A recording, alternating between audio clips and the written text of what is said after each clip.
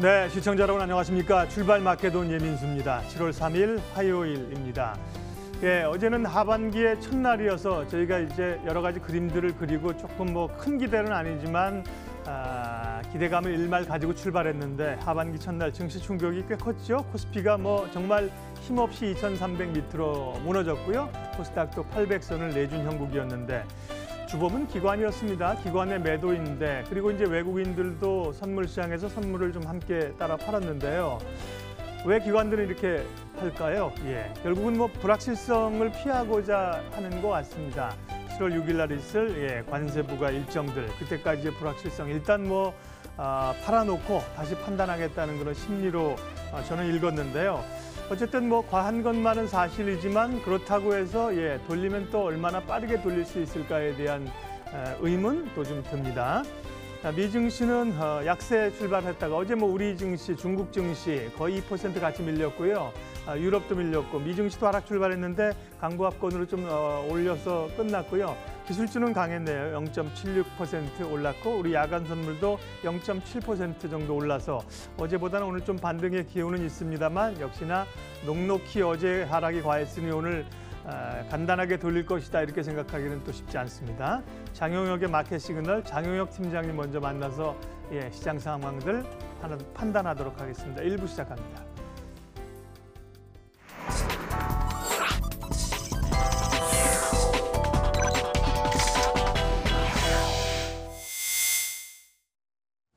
네, 한국투자증권 이프렌즈예요. 장용혁 팀장님 모셨습니다. 오늘도 시장의 시그널들 체크하고요. 전략들 가다듬도록 하겠습니다. 팀장님 어서 오십시오. 네, 안녕하세요. 뭐 쉽게 가기는 좀 어려울 거란 얘기고 어제도 이제 뭐 일단 브레이크 유턴 한 다음에 엑셀에다 밟다고 하셨는데 어제 사실은 뭐 충격적으로 좀 하락폭이 좀 과해서요. 시장이 과민 반응한 바는 없지 않으나 어떻게 보셨습니까? 분명히 과민 반응이라고 볼 수밖에 없고요. 네. 뭐 이번 신호에서 유턴 돌 거라고 기대하고 있었습니다만 다음 신호까지 직진을 한 상황이기 때문에 어제 시장 참여자들은 뭐 적지 않게 놀랄 수밖에 없었습니다. 뭐 저도 마찬가지고요. 그래서 어제 시장의 재구성을 한번 해보면 어제 기관이 4천억 매도 물량이 나갔어요. 네. 어제 외국인들은 현물 시장에서 매수했을까요? 매도했을까요? 현물이요? 예. 샀죠? 네, 네. 매수했어요. 네. 그래서 어제 시장에 쏟아진 매물, 뭐 어제 왜 이렇게 뭐 가볍게 빠졌어요? 뭐 이런 것들은 뭐 기관 매물 설명을 하고요. 뭐 기관은 왜 팔았을까요? 라는 말씀하셨는데요. 어제 장중에 외국인 선물이 5천억 이상 쏟아졌습니다. 네.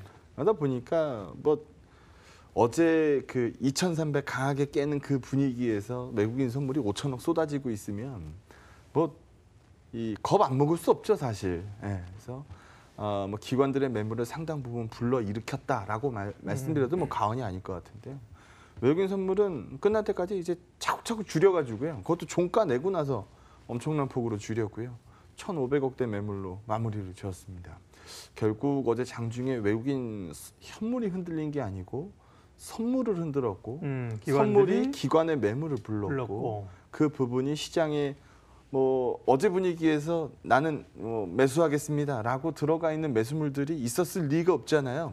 매수들이 대부분 다 뒤로 물러나 있었을 텐데 그러다 보니까 나오는 매물이 매수에 걸려서 체결이 돼야 되는데 이게 중간에 서 있는 매수물이 없다 보니까 그냥 뚝뚝 밀려 나가 버리는 거죠. 그래서 어제 시장 굉장히 가볍게 밀어버리는 하루의 모습을 보여줬습니다. V코스피죠. 뭐 3개월 내 최고치로 올라서는 모습이고요. 어제 뭐 중국 증시 뭐 할 거 없이 뭐 큰 폭의 낙폭, 뭐 일본 증시 뭐 할 거 없이 큰 폭의 낙폭을 기록했던 상황이어서 어제 분위기만 놓고 보면은 야 진짜 겁난다라는 생각들 많이 하셨을 겁니다. 저도 마찬가지고요.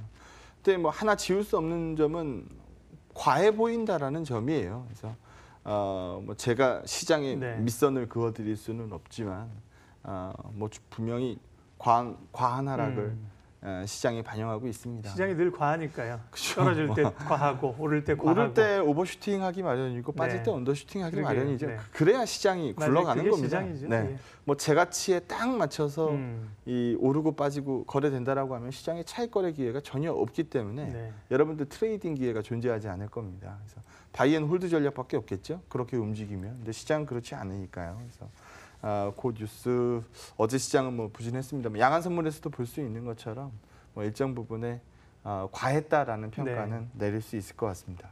근데 요 밑에 준비된 자료를 한번 보시면은요. 일단 우리가 7월 6일 쳐다보고 있잖아요. 7월 6일 날 실제로 하는지 안 하는지 정말 자세히 얘기하면 500억 달러 사이즈가 아니라고 말씀드렸어요. 340억 달러 사이즈고요.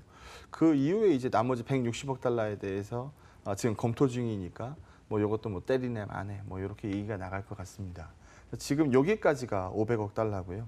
여기까지는 중국이 보복을 예고를 했어요. 근데 지금 그 다음에 있을 미국의 조치는 4배로 갚아준다, 뭐 2천억 달러 얘기를 하고 있는 상황이고요. 똑같이 중국이 보복할 수 있을까? 마땅한 보복 카드가 없을 거예요. 그래서 이렇게 되면 뭐 보복에 보복이 부르고 보복에 보복이 뭐 보복을 또 부르고 뭐 이렇게 굴러가는 시장이면은 뭐 제대로 굴러갈 이유가 없죠. 뭐 말 그대로 최악의 케이스입니다. 그래서 뭐 사실 이 최악의 케이스로 흘러갈 시나리오 가능성이 얼마나 됩니까?라는 부분에 대해서는 제한적으로 보고 있었던 시장인데 요즘 시장 분위기 봤을 때는 실제로 그럴 가능성도 배제할 수 없다라는 쪽에 무게가 좀 실린 것으로 보여지고요. 요즘 트럼프 대통령 이런 별명이 어울릴지 모르겠습니다만 완전 쌈딱이 쌈딱. 뭐 지금 예전서부터 이 미국에 돌아다니는 뭐 BMW, 벤츠 이거 꼴보기 싫다라는 얘기를 아주 대놓고 했었는데요. 요즘 자동차 관세, 수입차 관세에 대해서 얘기를 굉장히 많이 하고 있고요. 유로 쪽에서는 뭐 발끈하고 있죠. 뭐 수입차에 대해서, 그러니까 우리 뭐 벤츠나 BMW에 대해서 관세 때리게 되면 뭐 큰 보복하겠다라고 지금 엄포를 놓고 있는 상황이어서 지금 뭐 무역 분쟁이 뭐 가장 큰 시장의 마이너스 요인 아니겠습니까? 이런 부분들이 요즘 시장을 좀 억누르고 있는 상황이다라고 보시면 됩니다. 근데 오늘은 좀 재밌는 분석을 한번 해보도록 하죠. 어제 미국의 6월 ISM 제조업 지수가 나왔는데요. 가이던스보다 굉장히 잘 나왔어요. 60.2가 나왔습니다. 그래서 이 ISM 제조업 지수는 기준점 50짜리거든요. 50 위에 있으면 확장이고 50 밑에 있으면 위축세입니다. 근데 지금 자료에 보고 있는 거는 경기 선행 지수 값이고요. 기준이 100이고 100 이상이면 확장세, 100 밑이면 위축세라고 얘기를 합니다. 기울기 한번 보시죠. 여기 보시면은 요거는 기울기가 살아 있어요. 근데 나머지 것들은 밑으로 다 꺾여 있습니다. 살아 있는 거는 미국 겁니다. 그러네요. 그러니까 미국 경기가 가장 좋죠. 미국 경기 가장 좋으니까 금리 올려야 됩니다라는 얘기를 강하게 밀고 있는 거고요. 다른 쪽에서는 우리는 금리 올릴 수 있는 환경이 안 되는데 이 미국의 금리 차가 벌어지는 부분에 대해서 불편함을 반영할 수밖에 없죠. 그래서 뭐 여러 가지 마찰음들이 안 그래도 생길 수 있는 시점인데 여기에 이제 무역 분쟁 얘기를 강하게 이제 올려 태우다 보니까 뭐 시장에서 큰 문제들이 생기고 있다라고 보시면 됩니다. 뭐 제조업 경기를 그대로 반영하는 뭐 제조업 지수, 뭐 PMI 값 이런 것들 비교해 보면 뭐 차이가 너무나 명확하잖아요. 그래서 어제 발표된 미국의 제조업 지수 값도 시장에서 소위 서프라이즈 값을 얘기하고 있는데 요즘 시장에서 기대치보다 잘 나오는 이런 서프라이즈 값 나오는 데는 거의 미국이 유일합니다. 그래서 이런 부분들 미국 입장에서는 혼자만 잘 나가고 있는 이 상황을 만들어내고 있는데요. 저의 오늘 접근은요. 이렇게 접근을 한번 해보도록 하겠습니다. 이게 얼마나 갈 수 있냐는 거예요. 미국만 잘 나가고 다른 데들이 다 죽어 나자빠지는 이 경기 매크로 지표 이 분위기가 얼마나 오래 갈 수 있을까라는 점을 오늘 접근을 한번 해볼까 합니다. 뭐 이런 분위기가 뭐 오래 갈 수 있어라고 분석하시는 분들도 계시겠습니다만, 뭐 물론 미국의 GDP 70%는 소비로 이루어져 있으니 거기서 찍어내고 뭐 열심히 소비하고 그럼 미국 그 넓은 땅덩이의 그 인구는 돌아가겠죠. 근데 사실 그게 다가 아니거든요. 그래서 미국이 뭐 무역 수지에서는 뭐 손해 볼지 모르지만 뭐 서비스 수지에서는 뭐 이익을 많이 내는 국가 아닙니까? 그러면 다른 데들이 이렇게 죽어 나자빠지면은 이 미국의 서비스 수지도 결국 채워내지 못할 거예요. 다른 데들이 미국의 서비스라는 거를 소비할 수 있어야 되는데 다른 데들이 이렇게 죽고 있으면은 미국의 서비스가 소비가 되겠습니까? 그래서 이런 그림들이 오래가기 좀 어렵다라고 보고 있고요. 여기 보시는 것처럼 중국이 가장 큰 피해를 입으니까 중국이 가장 안 좋은 거는 사실이고요. 우리 대한민국도 익스포저 측면에서 보면은 미국보다는 중국의 좀 이따 뭐 수출 데이터 보여드리겠습니다만 이 중국의 익스포저가 크기 때문에 비슷한 모습을 사실 뗄 수밖에 없었던 거고요.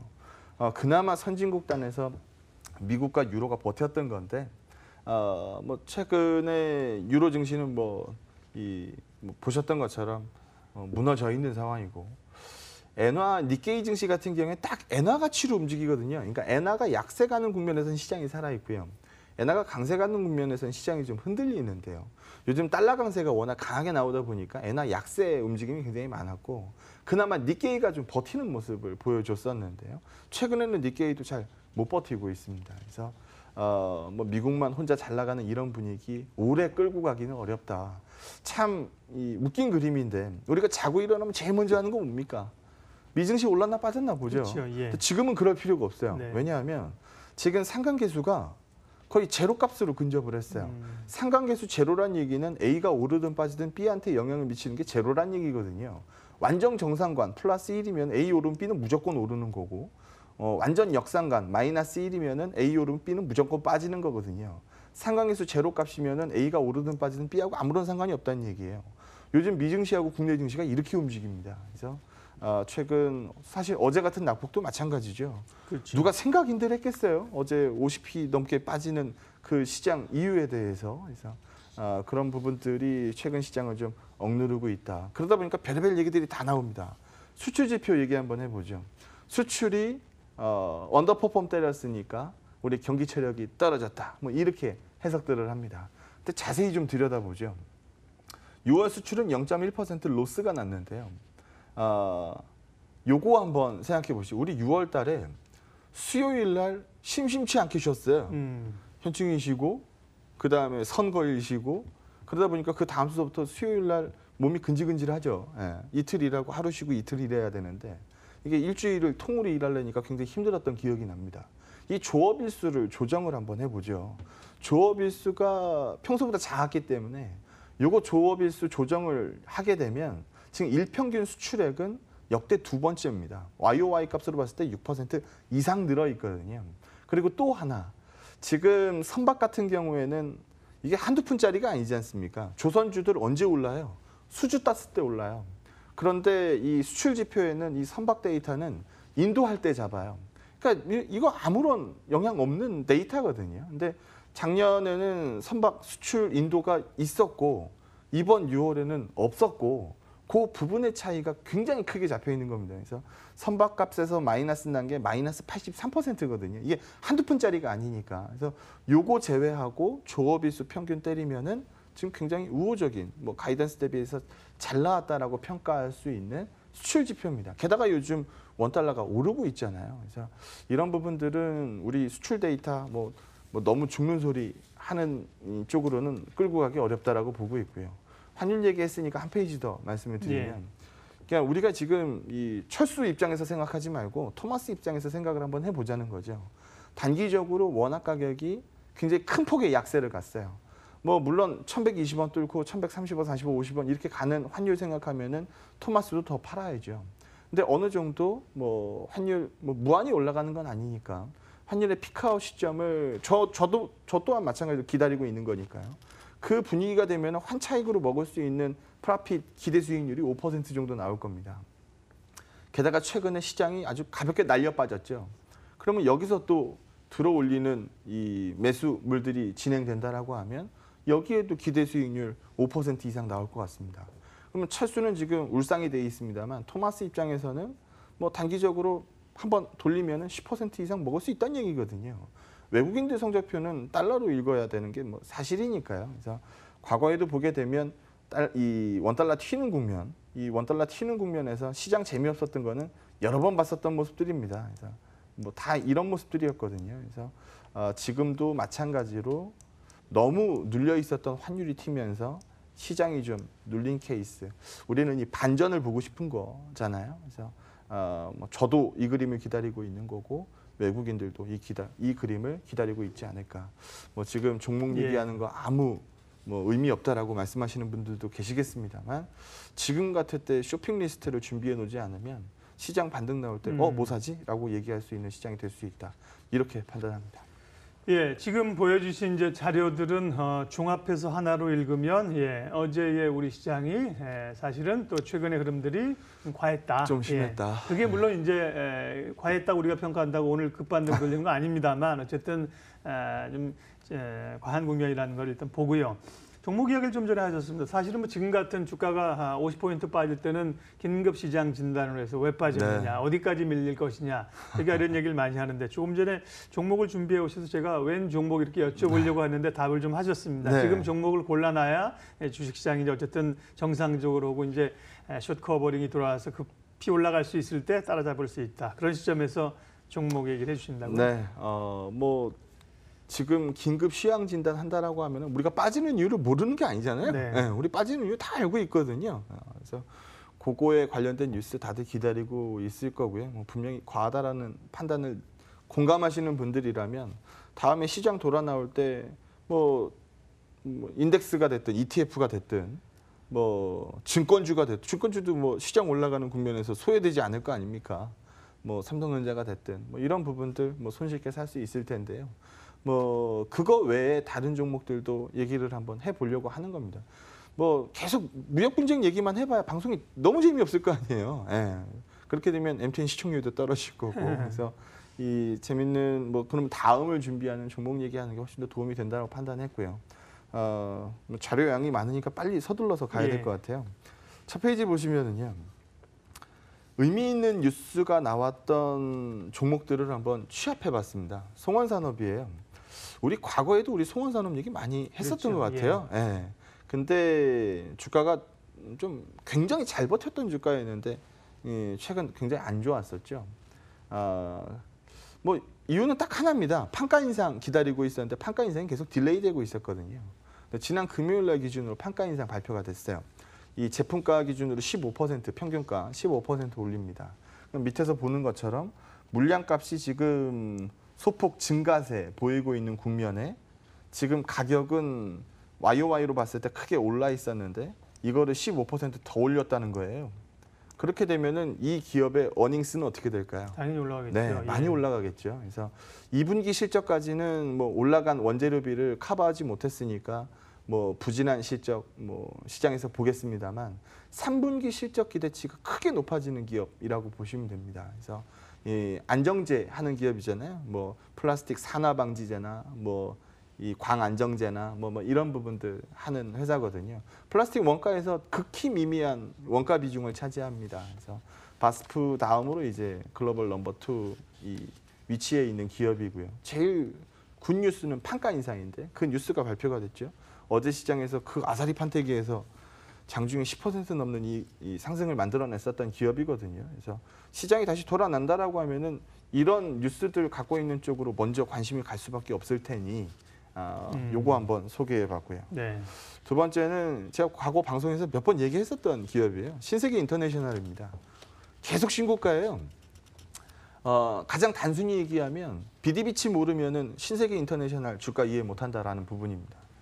이 화장품 사업의 영업이익 기여도가 보수적으로 추정하는 데는 한 50% 정도 보고 있고요. 공격적으로 추정하는 데는 60%, 총 영업이익의 60% 정도를 이 화장품에서 뽑는다라고 얘기를 합니다.